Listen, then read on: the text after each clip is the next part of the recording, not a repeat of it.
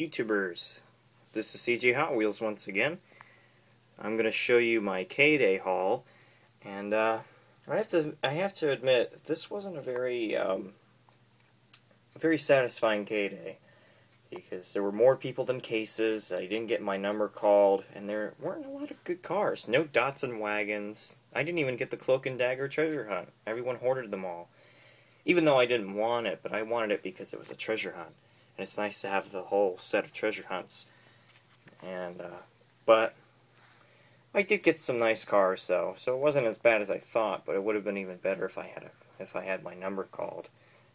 But, anyway, I'm going to show you the cars right now. Here, first off, is the highly anticipated casting of the year, according to the Lanley blog. They were saying how this was the most anticipated new casting of the year, the Porsche 934 Turbo RSR. And I can understand why a lot of people were after this car, because it's very nice. A nice, simple, clean, classic 70s Porsche. It's a 76, I believe. But I don't like how there's no detailing on the back, though. They could have added maybe just at least some taillights, just to make it pop a little more, but the front is okay. You can't really see it that well, but there's headlights, painted hood caps, and a Porsche logo on the nose, or emblem, not logo. And it's got wire spoke wheels, or another name for it, the lace wheels. And also, just a heads up, for 2015, I believe, they're supposed to release a black version of this car with gold lace wheels. Just to let you guys know. I saw it on the Lanley blog. They had a post on it not too long ago. And another nice casting, a repaint of the BMW E36 M3 Race, which I believe has a metal body. Because, as most of you know, the white one that came out 2 batches ago had a white plastic body, but this, I believe, is a red metal body. Because look at that, it shines. The paint on the body shines, and usually that's what happens when you have a metal body. It shines off the light, but with plastic it doesn't really shine. It's kind of dull looking. So I think they switched the body type on this one. I'm not sure. But it says it still has the Great for the Track logo on the corner. But I don't know. Another highly anticipated casting, also designed by Ryu Asada, because he designed the Porsche, and I believe the BMW, I might be wrong, but he also designed this one, the 2015 Ford Mustang GT. And if you don't know, Ryu Asada is a big fan of realism, but mostly on Japanese nostalgic cars, because he grew up in Japan. He's a Japanese Hot Wheels designer. But he's a big fan of realistic cars, and usually once you see, when you notice the Hot Wheels line and you see a lot of Japanese cars, like a lot of classics, that's because of Ryu Asada. He's just a big fan of them, and he wants to create them for the Hot Wheels brand, and they're pretty successful. But he also creates other realistic cars, like this one. That's just in case if some of you didn't know that, but it's got the rear detailing, look at that. It's got the tail lights, it's got the black panel on it with the Hot Wheels license plate on there. And on the front, it has the thin headlight detailing. It's got a pretty spot-on molded grille, because it matches pretty well with the artwork and the actual car, if you see it online. It's got PR5s, but I hope to see more of this casting, like in black or in silver. But I'm sure they will. I'm sure this car won't be a one and only special. Let's see what else. Got another repaint, the Mazda RX-7 in yellow.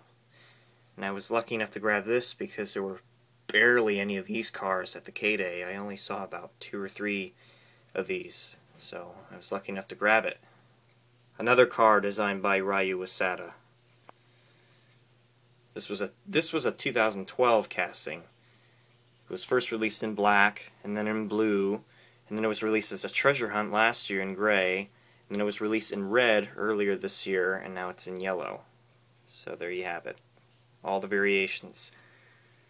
At the top of my head. Got a 2015 first market Aston Martin 1963 DB5, not DBS.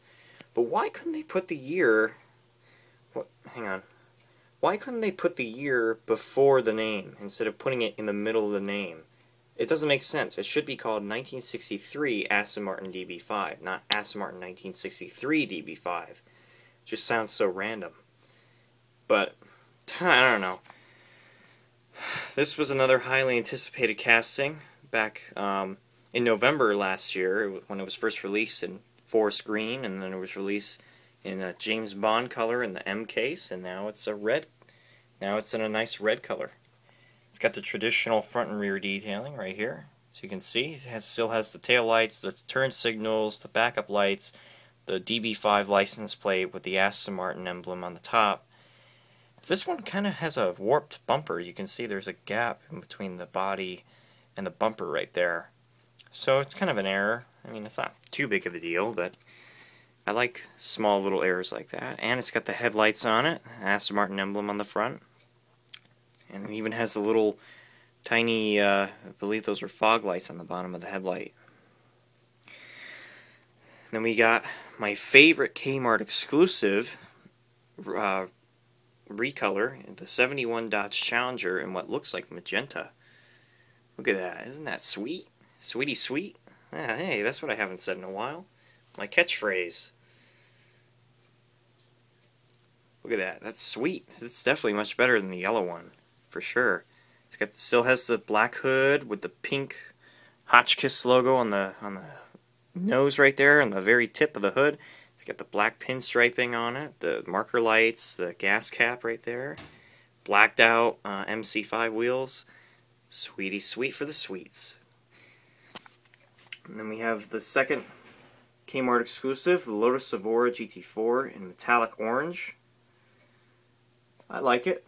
A lot of people don't like it because of the pinched nose on the front. A lot of people were complaining about that. But honestly, it's not that bad. I mean, I don't really pay attention to that stuff, but all in all, if you really look at it from this type of distance, it doesn't look that bad. That's just my opinion.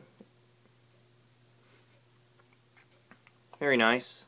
This was first released in white for this year, and then it was released in green last year.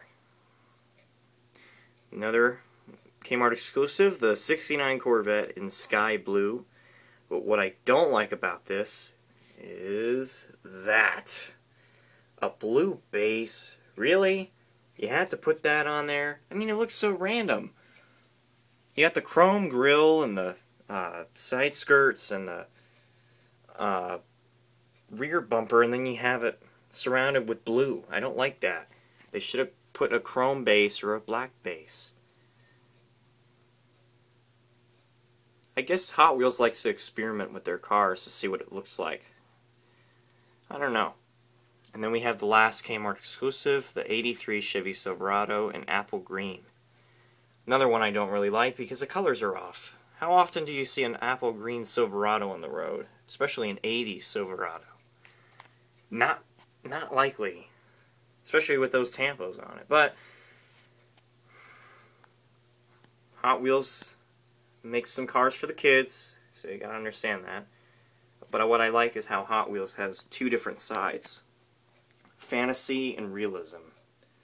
And then we have another first to market, the 89 Batmobile. That's sweet. It's got the red scallops on it, just like you would normally see. That's nice. But I don't think the original 89 Batmobile had those on there. I'm not sure. I know that the TV series Batmobile did. I'm not sure about this one, though. Then we got a 50th anniversary Myers-Manx, whatever you call it, however you call it, in champagne color.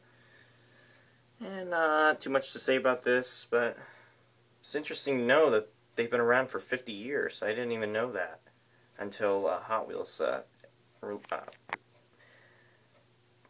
told us on their blister packs. I didn't even know that. And then last but not least, I still got my price stickers on there that I made last year. The 68 Copo Camaro repaint in red. Definitely much better than the white. For sure. Just looks more sleek. But yeah, there you have it. Relatively small haul because normally I would grab at least like 20 cars, but I only got 12 cars. Not too much to say. I am glad that I got these two castings, the Mustang and the Porsche. So I was really after those once I saw them on the Landley blog and on T-Hunted. So if you don't go to those sites, you should check them out because you can get the latest news on what's coming out. And on the Landley blog, you'll have a commentary about certain cars that the